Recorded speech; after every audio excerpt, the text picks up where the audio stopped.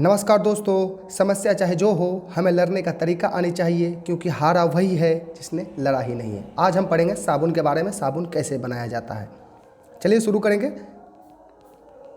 साबुन बनाने के लिए सोडियम हाइड्रोक्साइड वसा से अभिक्रिया कराई जाती है। साबुन बनाने के लिए सोडियम हाइड्रोक्साइड को वसा से अभिक्रिया कराई जाती है। इस क्रिया का नाम है जल अपघटन या साबुनीकरण, दोनों एक ही नाम है, आप इसको ध्यान में रखिएगा। कहते हैं इस क्रिया में साबुन और ग्लिसरॉल भी बनता है। इस अभिक्रिया से दो चीज़ बनता है, साबुन और ग्लिसरॉल बनता है, ध्यान में रखिएगा। चलिए आगे देखते हैं। साबुन का रासायनिक तौर पर उच्चतम वसा वाला एक अम्ल है जिसे सोडियम लवण भी कहते हैं। और इसका अगर पूछा जाए कि साबुन में कार्बन परमाणु की संख्या कितनी होते हैं, तो 15 से 17 के बीच में पाया जाता है कार्बन परमाणु संख्या साबुन में, ध्यान में रखिएगा। आगे देखेंगे।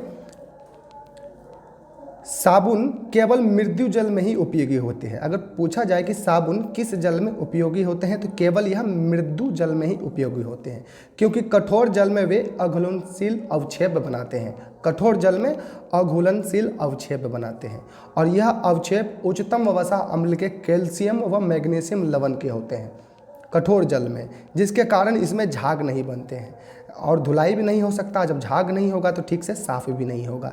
इस समस्या को ठीक करने के लिए सोडियम कार्बोनेट मिलाकर हल कर सकते हैं। उच्चतम वसा वाला अम्ल अवक्षेप को ठीक करने के लिए, जिसमें कैल्शियम मैग्नीशियम लवण पाया जाता है, इसमें हम अगर सोडियम कार्बोनेट मिला दें तो यह झाग वाला बना सकते हैं इसको। चलिए, साबुन के दो अणु होते हैं, ध्यान में रखिएगा। साबुन के दो सिरों वाला इसमें अणु होता है। एक सिरे की बंधुता जल के साथ होती है, दूसरा सिरा जल को प्रतिकर्षित करती है। चलिए इसको ध्यान में रखिएगा। अपमार्जक डिटर्जेंट, अपमार्जक या डिटर्जेंट साबुन की मांग में वृद्धि के कारण पेट्रोलियम हाइड्रोकार्बन द्वारा साबुन जैसे पदार्थों का निर्माण किया गया है। इस नए पदार्थ का अपमार्जक का निर्माण हुआ, जिसका एक सिरा जलरागी तथा दूसरा सिरा जल विरागी होता है। अपमार्जक का एक सिरा जलरागी और दूसरा सिरा जल विरागी होता है। अगर प्रश्न पूछा जाए कि क्या पेट्रोलियम हाइड्रोकार्बन द्वारा साबुन बनाया जा सकता है, तो जी बिल्कुल बनाया जा सकता है, बस आप ध्यान में रखिएगा।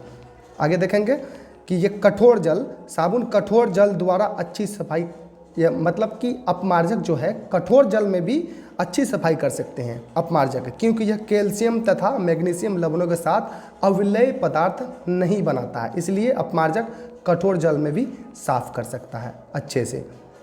अधिकांश अपमार्जक क्षारीय होते हैं, ज़्यादातर जो अपमार्जक होता है वो क्षारीय होते हैं। तेल और वसा के क्षार के साथ हाइड्रोलिकरण वाले क्रिया को साबुनीकरण क्रिया कहते हैं। आप देख रहे थे परीक्षा घाट। अगर मेरा यह एजुकेशनल वीडियो आपको अच्छा लगता है तो प्लीज़ दोस्तों सब्सक्राइब करें, शेयर करें। अगर चाहते हैं कि आप इसी तरह का मैं वीडियो बनाऊं तो अपना प्यार इसी तरह बरसाएं। धन्यवाद।